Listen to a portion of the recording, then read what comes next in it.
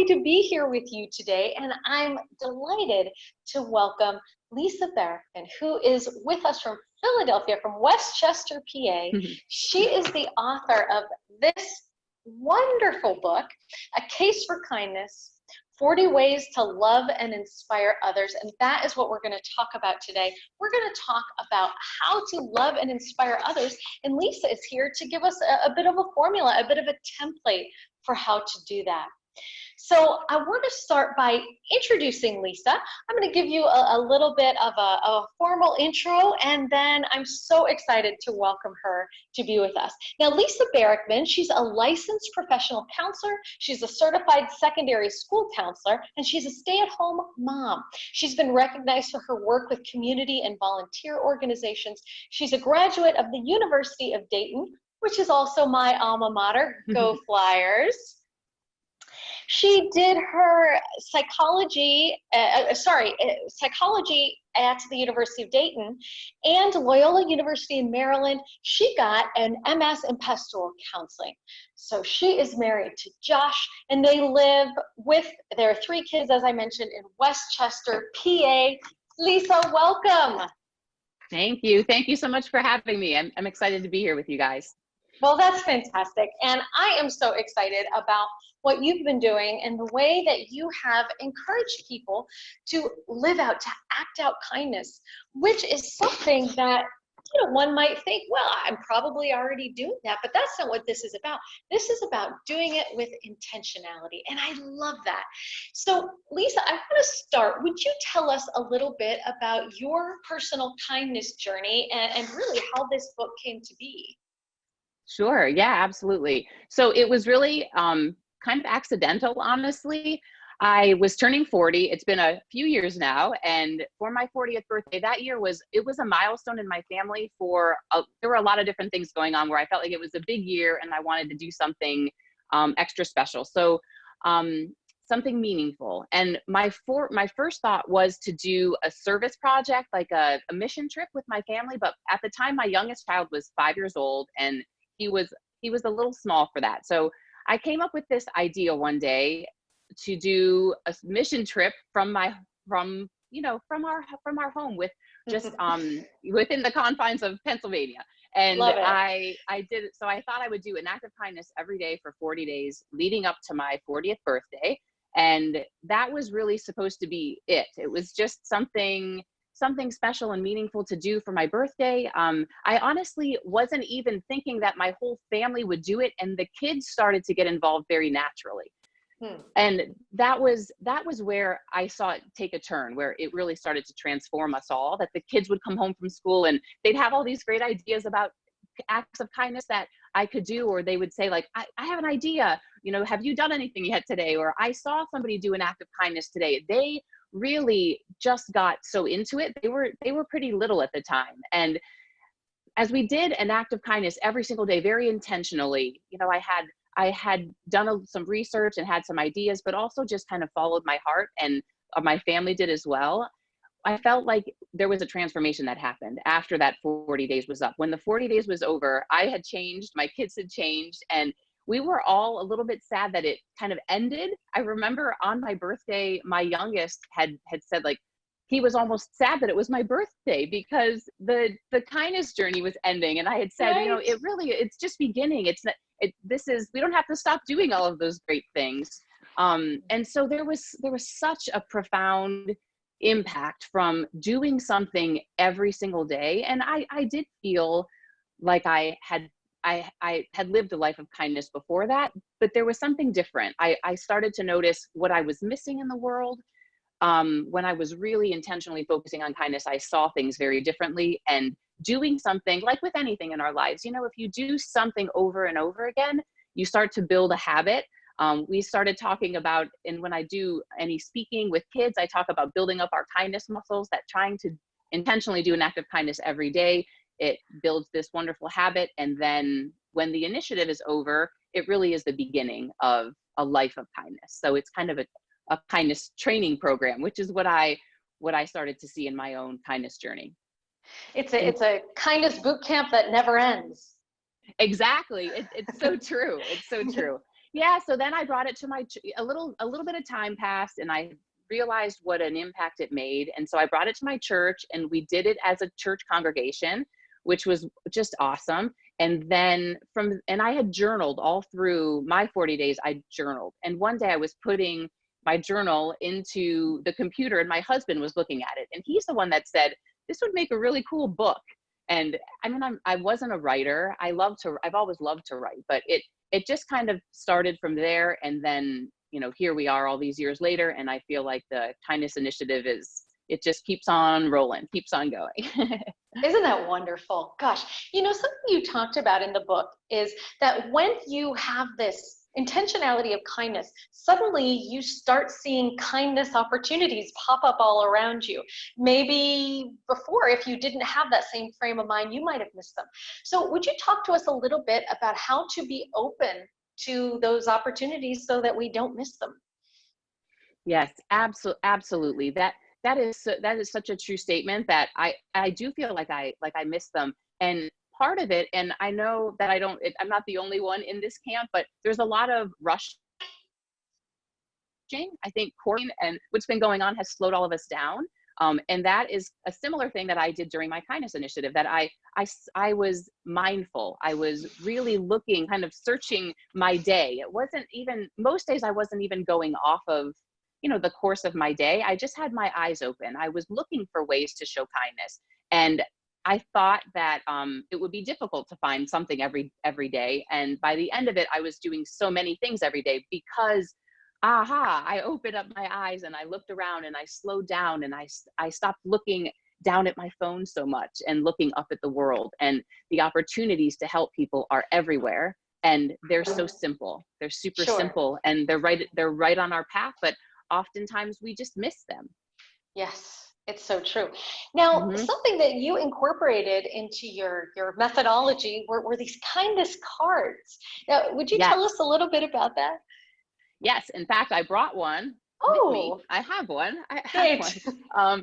So this isn't the one that I use, but it's just a little business card, and it has a quote on it from William Penn. And then on the back, it says, kindness is contagious, pass it on. These ones my daughter actually made after the Kindness Initiative ended. My daughter wanted to have some of her own, and so she made these cards. So I pulled one from her room last night. I saw it sitting on the counter. I'm like, I'm going to bring this to my interview tomorrow. Perfect. But the kindness cards they're simple. You can put any quote on them that means something to you, or a verse, or whatever is special to you about kindness. And so I would use the cards to leave behind, specifically if it was I call it secret service, an act of kindness that nobody knows that you did it if you leave something. So for example, one thing that we did was we made a little baggie of quarters and attached them to a parking meter. And inside that bag, we put a kindness card. Or if I read a book that I love, I'll put a kindness card in it and leave it in a waiting room or someplace like that. So the cards are kind of like an opportunity to share a quote or a message about kindness, and then inspire someone else maybe to pass it along. We've done it in drive-throughs as well. We pay for the person behind us. I'll give the card to the person in the window, and then they'll share it with whoever's behind them in line. Well, I love that, because so often what we need in life to do things, to go forward, to make that next step, is an invitation to do that. And receiving a little card like that is a simple invitation to do something kind for somebody on purpose, and to look for those opportunities that you're talking about, Lisa. And I love too how you mentioned that your kids have become so into this, and that kindness is truly contagious. So this would easily be something that the whole family could do together. And absolutely. Yeah. And would you talk a little bit about the positive effects on a person when they engage in kindness and kind acts? Yes. That is something that I think it's a side effect. I don't think we do acts of kindness because it's fueling us, but it does. It just makes us more joyful. As I was learning more about kindness through this whole experience that I've had, I've seen a lot of research projects that have been done, and so much information is out there about the longevity of acts of kindness on us. That it makes us more creative and more joyful and healthier. That people are just fueled and filled up by kindness, by doing acts of kindness, so we can really change our own lives by changing someone else's life. It's a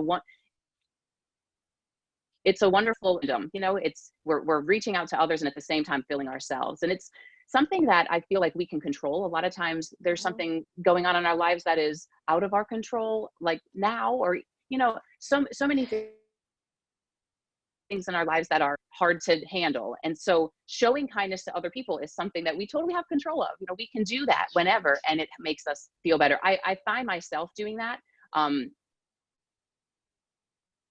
When I'm having time or I feel a little down, that I'll do, you know, I'll try to do kindness, and I feel a change in my temperament, and it just brings a smile to your face. And whether you see the reaction from somebody or not, a lot of times if you're something or leaving something behind for someone to find or whatever, like, it's so, you know, it's just very energizing. And you feel good helping other people. We're created to do that.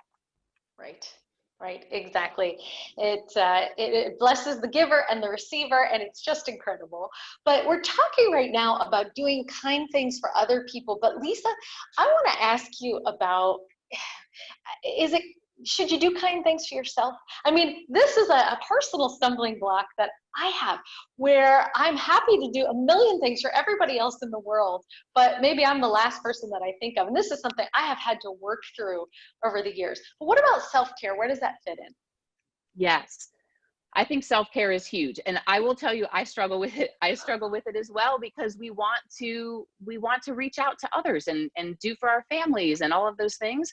But I think if we empty our own cup, we have nothing to pour out into other people. And so I would just like to encourage everybody not to feel guilty about taking care of yourself, being kind to ourselves. So important. And I think it helps us, like, if we are so wired to help other people, helping ourselves leads right into that. So true. It very much, it's hard for us to give to others when we are depleted. Isn't that the truth? Gosh.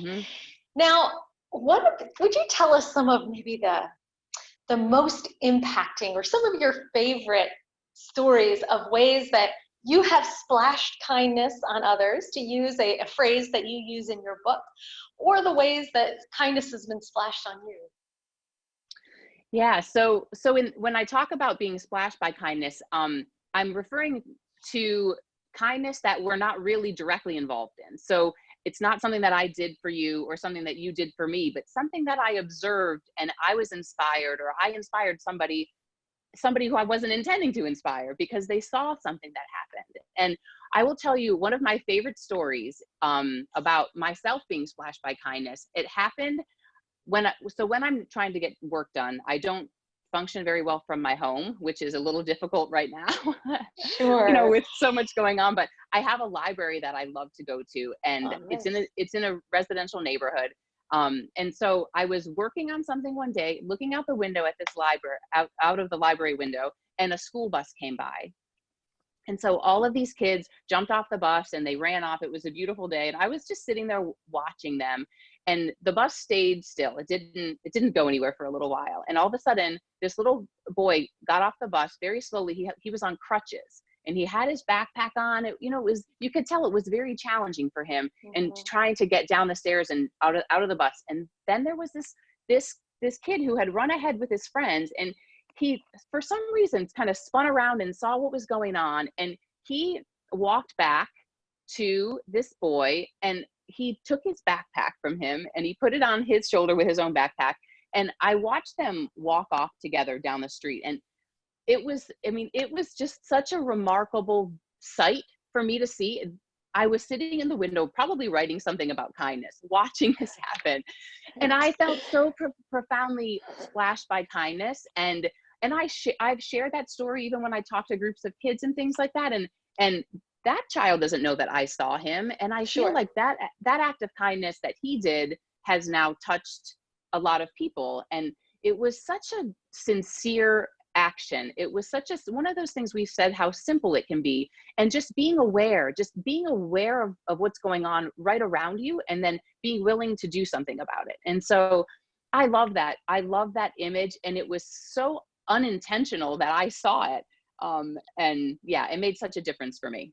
And I feel like that's how I want all of us to be. And I want my children to be like, be that kid that sees somebody in need and does something to help them and bring a smile to their face. Oh, absolutely. Gosh, I love that. And it's especially remarkable because, as you said, it was without anyone seeing, without being told. He just made that decision to do that. That's lovely. Absolutely. Gosh. Well, now with all of this inspiration, okay, so say we want to start this. We want to start it in our home, or maybe we want to start it in a group or an association or at our church. Where do we begin? Yes. All right. So these initiatives can happen in a tiny little group or with one other person. Your dream partners, for example, just doing it with one other person, or with a big group. It's funny. I just got a message. I got a Facebook memory today that 2 years ago I was in a town in Indiana, and the whole town did a kindness initiative. So it can be from your family I to, love it. Yeah. You can do it in any way that you want. I feel like the best way to start is to identify what you want to do. So I have something called the 5 C's. I have them written down just so I don't forget, but community, commitment, the kindness cards, compiling information, and then communicating with your people. And so for community, you want to identify who you would like to do a kindness initiative with. And I do feel like doing an initiative, trying to figure out a period of time that you want to do, an act of kindness every day. That's where sometimes the transformation can really happen. That implementing that, creating that habit of kindness. And so, so you find your community, and then after that, you're going to make a commitment. So decide for how long, decide what you want to do. When I did this at my church, the commitment involved signing up. It can be something as simple, just a sign-up sheet, something concrete that you're like, all right, I'm gonna do this, and you're committed to it. And or maybe beginning a journal, and you commit to writing down what you're doing every day. Those kinds of things are helpful.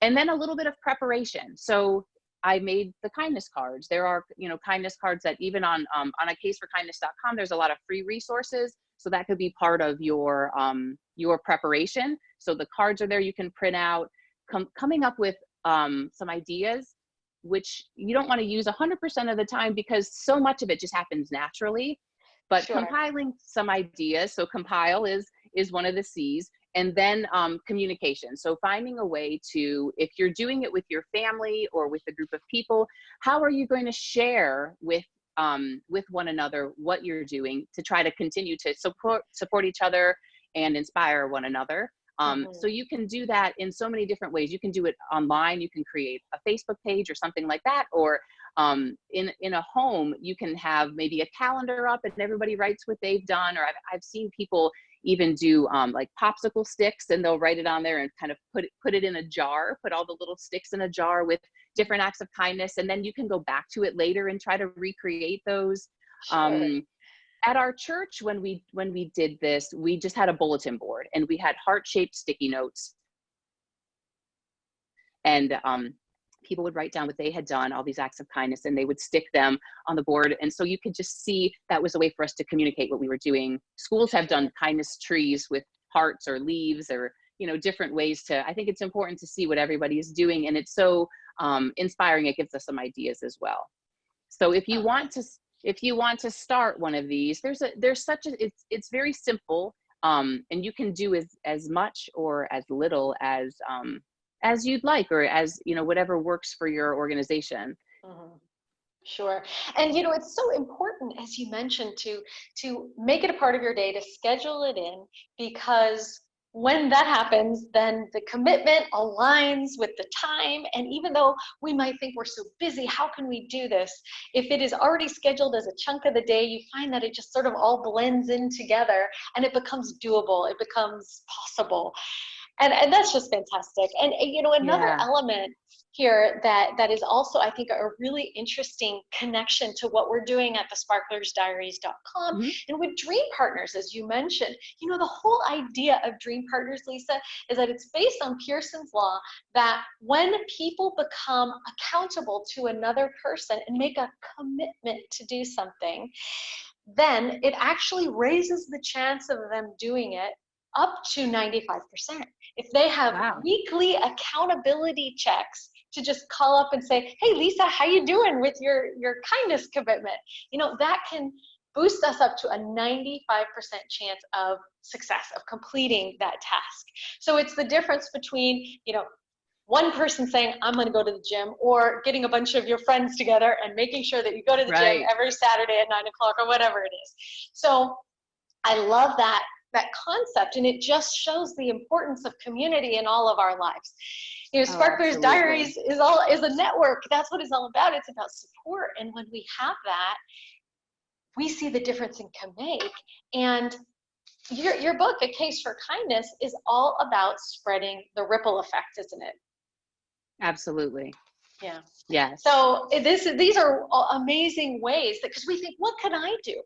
Right? I'm just a drop in the ocean. But no, it's that drop that, right, that lead that makes that ripple Yes. effect. So these And are, mm-hmm. I feel like every little act of kindness makes a big difference, that we can't underestimate it. So never to think that what we're doing isn't memorable. It isn't, isn't important, because it is. That's fantastic. Well, Lisa, before we finish up today, I want to Yes. invite everybody to go to your website, go to acaseforkindness.com.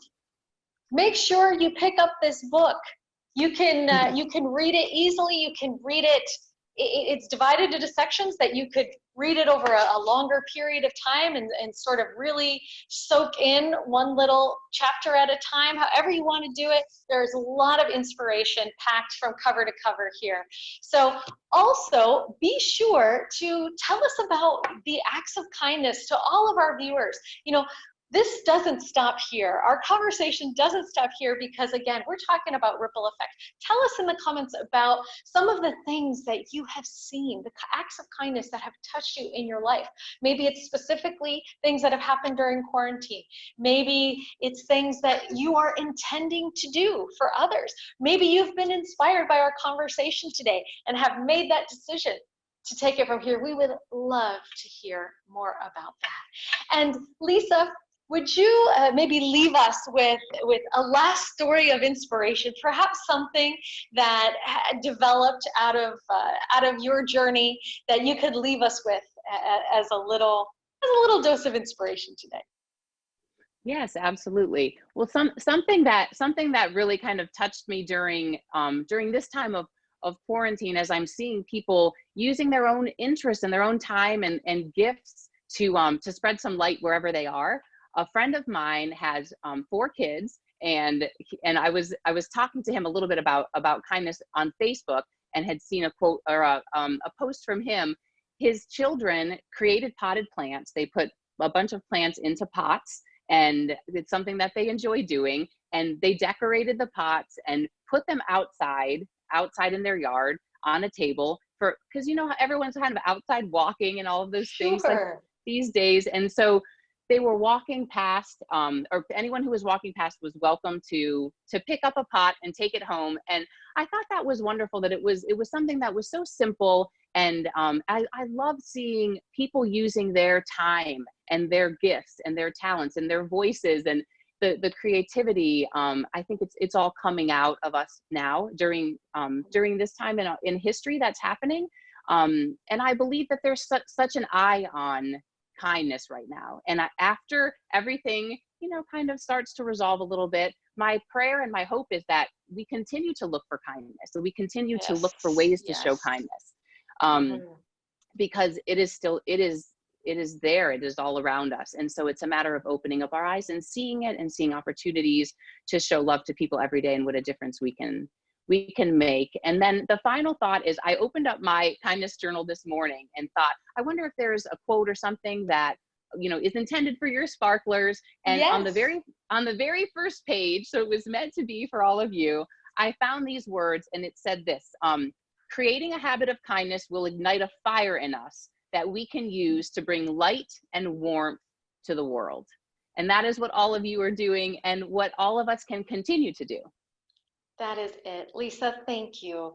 Thank you so much for that. And I want to thank you on a personal level for your act of kindness, for all of the love and effort that you put into putting this book together, because I know that it's not easy being a mom of 3, being a wife, trying to take care of every responsibility in your life, and you still made the time to do this in order to allow that ripple effect to continue to flow. So thank you, thank you, thank you. And let us all do just what you said. Let us all continue to radiate warmth and kindness. Lisa Barrickman, thank you so much for being with us. Thank you, Ashley. Yes. Thank you all. Thank you for your inspiration, and thank you for A Case for Kindness. Take care. Bye-bye.